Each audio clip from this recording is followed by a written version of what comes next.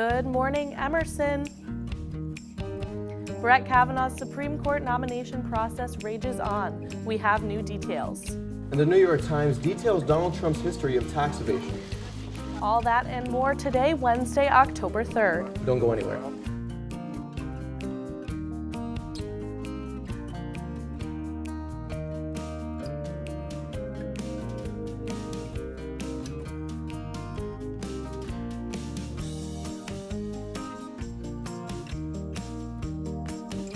I'm Juliana Bruno. And I'm Angel Salcido. Angel, this is our first show of the season. I know, and let me tell you, I am so excited to be here. We have a great show today. You'll get all this morning's top stories plus an interview with an Emerson community organizer. And our lifestyle correspondent Maria Sato is here with some much needed tips on how to get some sleep. But first, here are this week's headlines. The FBI has a week to investigate allegations of sexual assault against Supreme Court nominee Brett Kavanaugh. Dr. Christine Blasey Ford says Kavanaugh sexually assaulted her in high school. Kavanaugh denies the allegations. Dr. Ford and Kavanaugh testified in a Senate hearing last week in an emotional and explosive display of conflicting statements. Kavanaugh also denied ever drinking to the point of losing control or blacking out, although admitted that he likes drinking beer. Among the latest, the FBI began an investigation into the allegations, which is to be swift but comprehensive. Blasey Ford insists that she be interviewed by the Bureau. President Donald Trump aided his parents in tax evasion, according to the New York Times report. The special investigation alleges that, along with his siblings, Trump created fake corporations to hide his parents' money in order to maintain his own personal fortune. He also instructed his parents to understate the value of their property and take more tax deductions than they were supposed to. Trump has not responded to the New York Times report, but the news could be devastating to his image he has crafted of self-made billionaire. An earthquake and tsunami in Indonesia leaves rescue crews continuing to assess the damage. More than 1,200 people are dead and 60,000 more displaced. The city of Palu is desperate for food and clean drinking water since the disaster struck on Friday. Thousands of volunteers, including police and military officials in Palu, are working toward recovery. The search for survivors continues, with reports of several hundred homes buried under a mudslide in a nearby town. The number of deaths is expected to increase as more bodies are found in the rubble. With new State Department requirements, the U.S. will now only recognize marriages of not same-sex partnerships when granting visas. Government officials say the change was made in order to make the requirements the same for the same-sex and heterosexual couples. The change in policy ensures consistent treatment between opposite-sex partners, a State Department official said. Around 105 families in the U.S. are to be impacted by the new policy, although an administration official says the new State Department will work with individuals on a case-by-case basis. Well, it definitely feels like fall outside. It sure does. I am so excited for October, especially for Halloween. What about you, Angel? I mean, I couldn't be more excited because it's spooky season. We love spooky season here at GME. But first, let's talk about the weather. Let's go to Francis Wee for a detailed weather report. Thank you, Juliana. After the stormy weather yesterday, this week's weather will slowly turn brighter, but don't put away your raincoat just yet, because the weather won't be sunny until Friday and the weekend.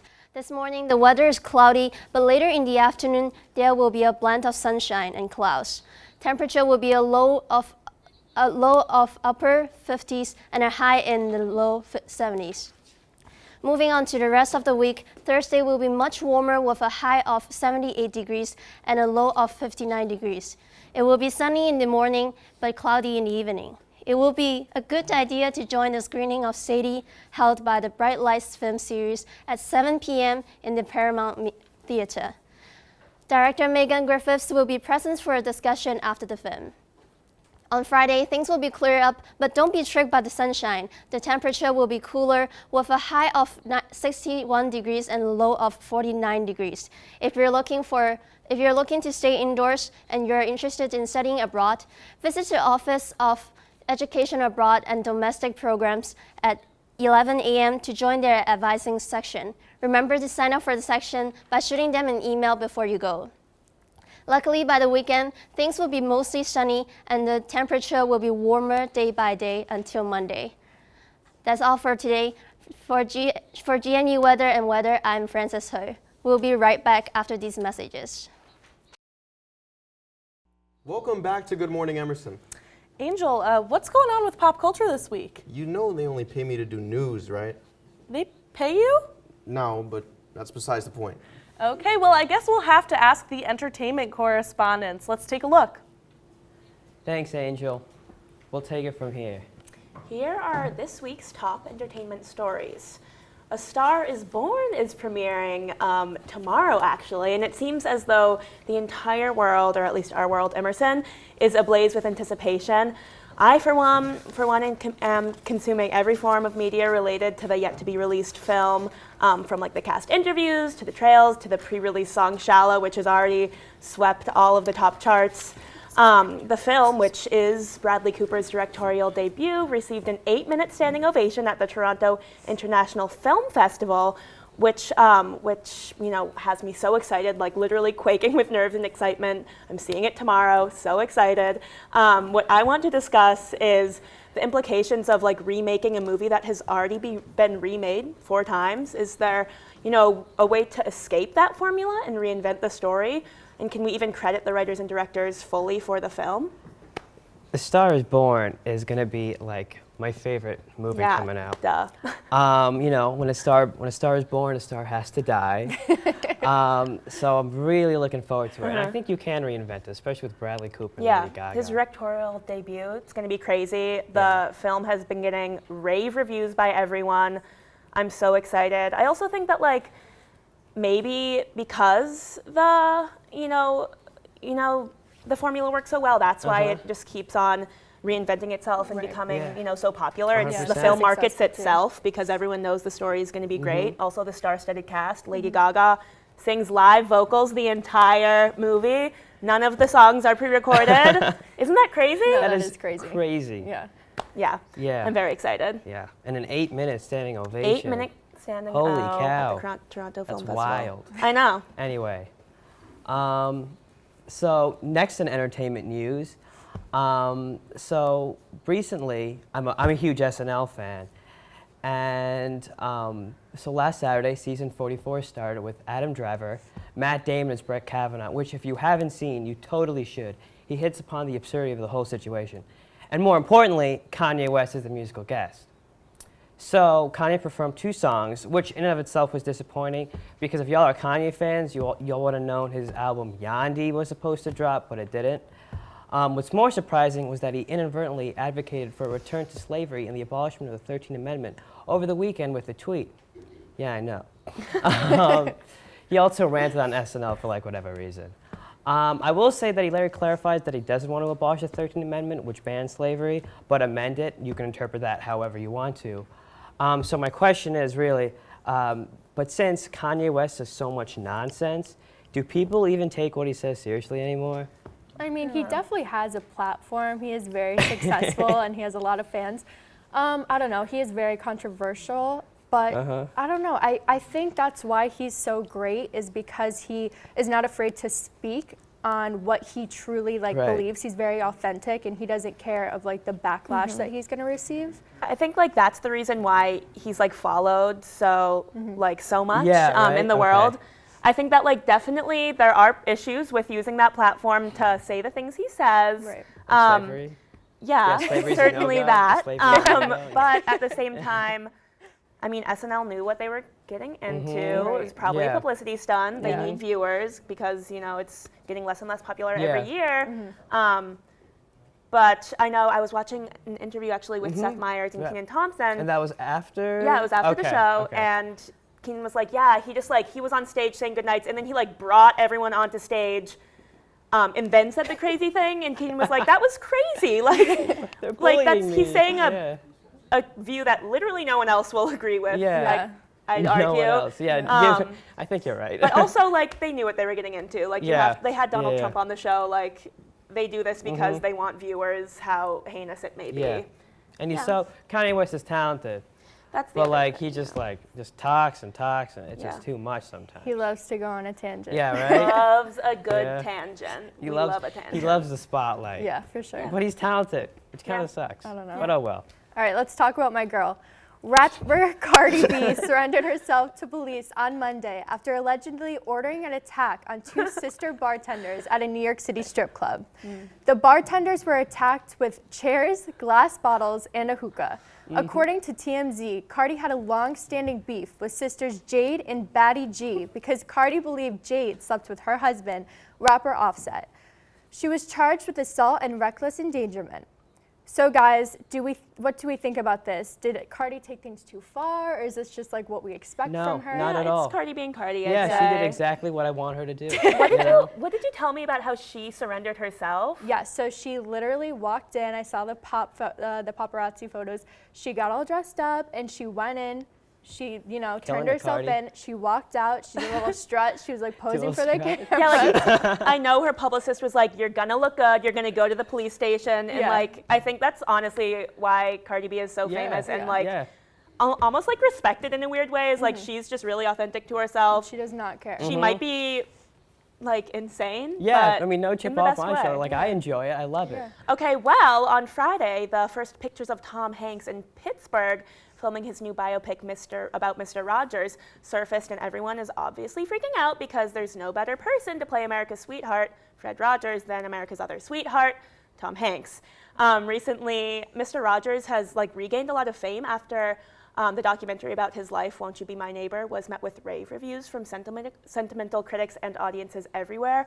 The biopic will not follow the creation of the show, but rather the emotional bond a reporter develops with Rogers while researching the story.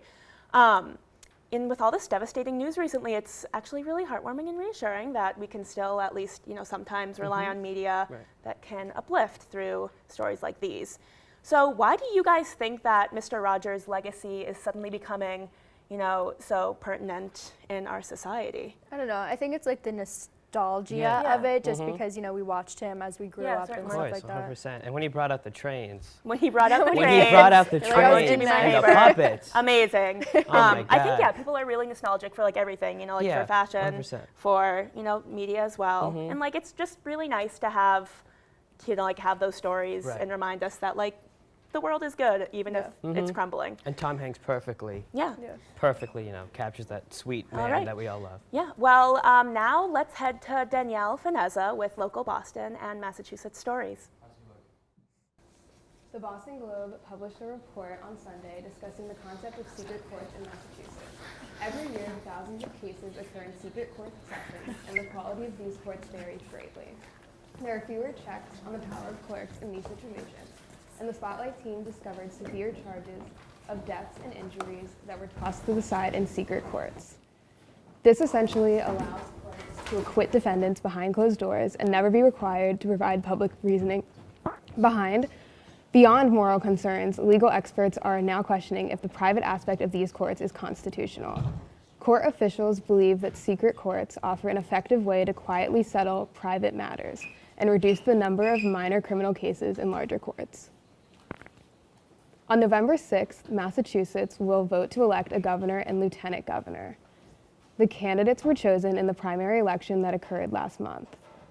Republican Governor Charlie Baker, alongside Karen Polito, is running for re-election to a second term.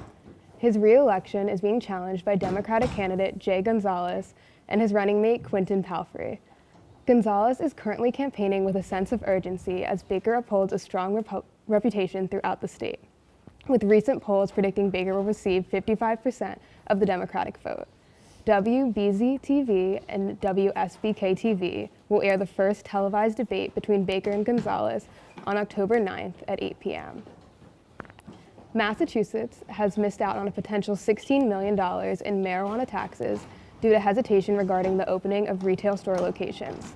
The Cannabis Control Commission has yet to approve the retail licenses that many businesses have applied for. No storefronts can be opened until the commission can inspect the property and ensure businesses comply with state laws. The 2019 fiscal budget for the state estimates for $63 million in marijuana tax revenues. However, this was only considered possible with a July 1st start date for the opening of retail locations. Commission officials have said that at least one store inspection has been completed and several more have been scheduled. That's all from me on local news. Let's head over to Jade Lopez to hear about sports news. Thanks, Danielle, and good morning, Emerson.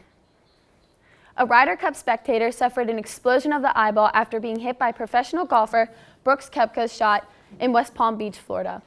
Golf fan and spectator Corinne Remand states that she suffered a fractured right eye socket after being hit by Koepka's ball, which was meant for the course's 6th hole. Remand was standing in the gallery with her husband, Raphael, when the incident occurred. Officials did not shout any warning, Remand says. A Ryder Cup spokesman says that these kinds of occurrences are extremely rare and clarifies that 4 was shouted several times before the shot happened, just like any other shot. On September 30th, a Georgia high school lost one of their players, Dylan Thomas. Thomas was a 16-year-old linebacker for the high school county team in Pike County.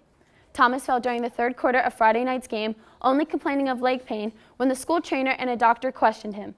He became incoherent and eventually unconscious, and then was immediately rushed to the hospital, where he died 2 days later on Sunday due to a brain injury. Doctors reached no specific conclusions onto how he sustained the injury other than he took a fatal hit on the field. Pike County coach Brad Weber told Channel 2 Action News that Thomas was one of the finest young men he's ever met in his life. The community and team started hashtags like #DylanStrong and PikeStrong to remember how loved Dylan was on and off the field.